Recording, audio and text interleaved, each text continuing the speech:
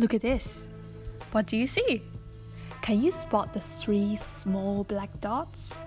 Easy, right? It's by no coincidence that you're able to spot the 3 black dots so easily though.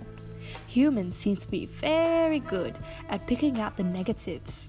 On the internet, negative stories and information usually travel much further than positive events.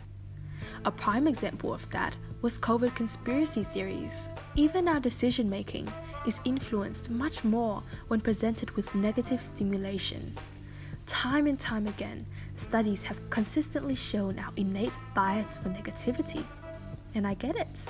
Picking out the negative is very easy. Like most of us, teachers are also not immune to such negative patterns of thinking. A fancy way to call negative pattern of thinking is deficit thinking or deficit discourse. To be more specific, deficit discourse not only places a magnifying glass on people's weaknesses and imperfections, it also completely disregards environmental factors and places the full blame of these deficits on the individual. Such deficit-based thinking can be problematic inside the classroom as it discourages sustained improvement, learning, and change within an individual. Furthermore, adopting such deficit-based pedagogy inside the classroom can manifest into practices such as labeling, stereotyping, low expectations, and excessive discipline.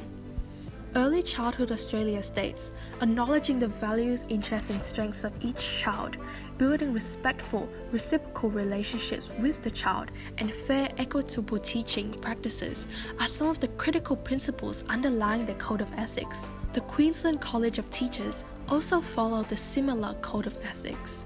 With that in mind, it is evident how deficit discourse is in direct opposition to the values us teachers all hold dear. Various studies have shown how deficit discourse in classrooms have affected our students directly and indirectly. Students studying in California continuation schools, alternative schools for students to make up class credits, have recalled being stigmatized as less than, failures, maladjusted, or just straight out bad students.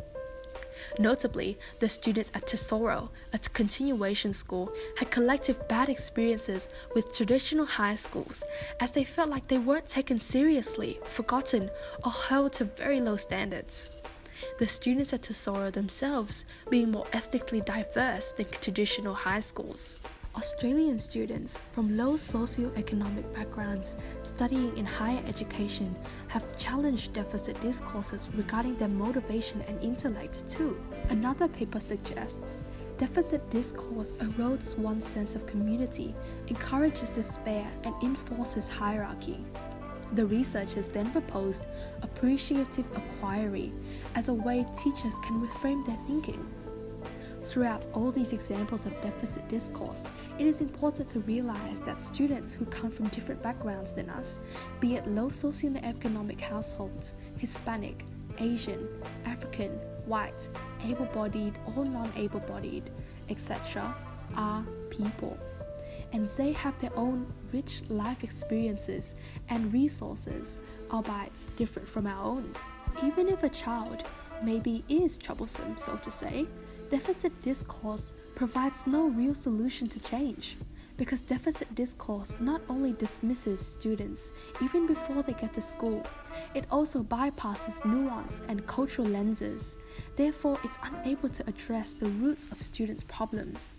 Although the concept of deficit discourse may sound a bit daunting, it's easy to understand how this thinking can deeply impact our students.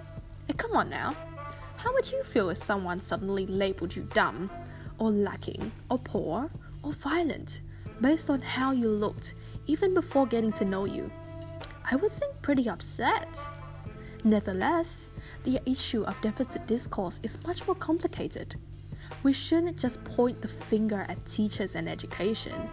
Teachers and schools can be a reflection of systematic factors that perpetuate deficit discourse. But that also doesn't mean us teachers should sit still neither, as us educators should all strive towards uplifting our students with growth mindsets instead of weighing them down. There is so much good in the world and our students, so why must we focus just on the negatives?